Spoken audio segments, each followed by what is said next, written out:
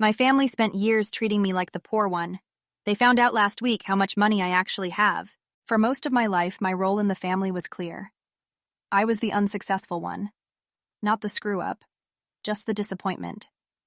The one who never quite launched. My older brother Mark was the golden child. Corporate job straight out of university. Flashy apartment. New car every 3 years. My parents loved telling people what he did for a living. My younger sister Emily married well. Stay-at-home mom, suburban house, family photos on social media that looked like catalog covers. And then there was me. I rented a small apartment, drove an old car, wore the same jackets until they frayed at the cuffs. When people asked what I did, I said, I work in tech, and left it at that. They filled in the blanks themselves. At family gatherings, the comments were constant. Are you still renting? You know, you could always move back home. Mark could help you fix your resume. When money came up, I was always excluded.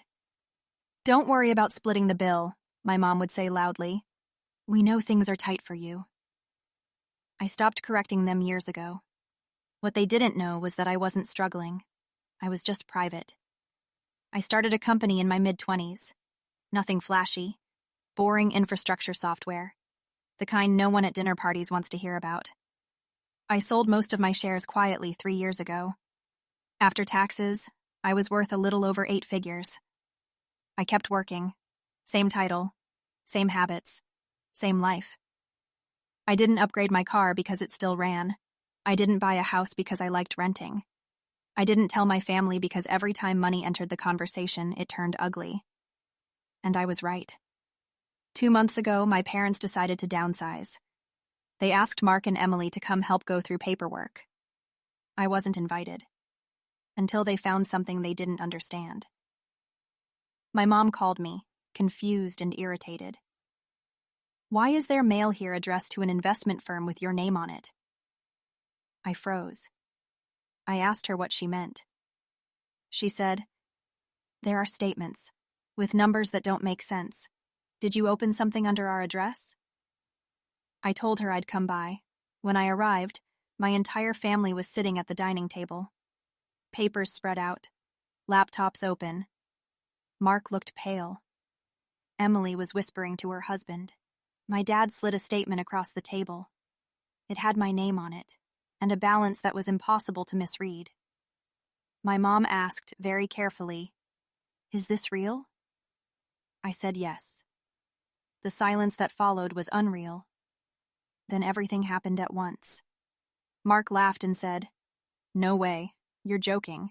Emily said, that can't be right. You don't even own a house. My dad said, how long? When I told them, their expressions shifted. Shock turned into recalculation. I could practically see the math happening behind their eyes. My mom was the first to smile. Oh, she said, suddenly warm. Well, why didn't you tell us? I didn't answer. Within minutes, the tone of the room changed. My mom started talking about how proud she was. My dad mentioned how stressful retirement planning had been. Mark joked about how I could finally pull my weight at family events. Emily asked if I'd ever thought about buying property near the kids. Then the asks started. Subtle at first.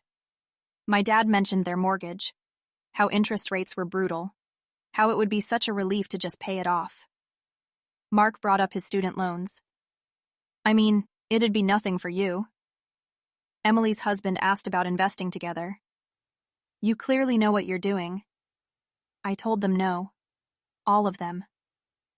The room went cold. My mom said, we're not asking for handouts. We're family. I reminded her that family hadn't stopped her from assuming I was broke for a decade. Mark said, so you just let us think you were struggling? I said, you never asked. You just decided.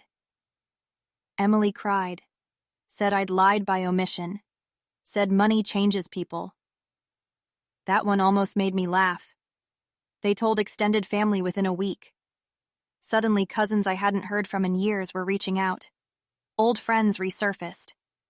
My aunt asked if I'd consider helping her, Get back on her feet. When I declined, the narrative flipped. Now I was stingy, arrogant, someone who forgot where they came from. My mom told me I'd embarrassed her by not contributing once I clearly could. Here's the part no one expected. I pulled receipts. I showed them every time I'd been excluded from trips because you probably can't afford it. Every time they'd split inheritance assumptions assuming I'd need less. Every time they'd spoken about me like I wasn't in the room. I told them something very simple. I didn't hide my money. I hid from your entitlement. I still see them.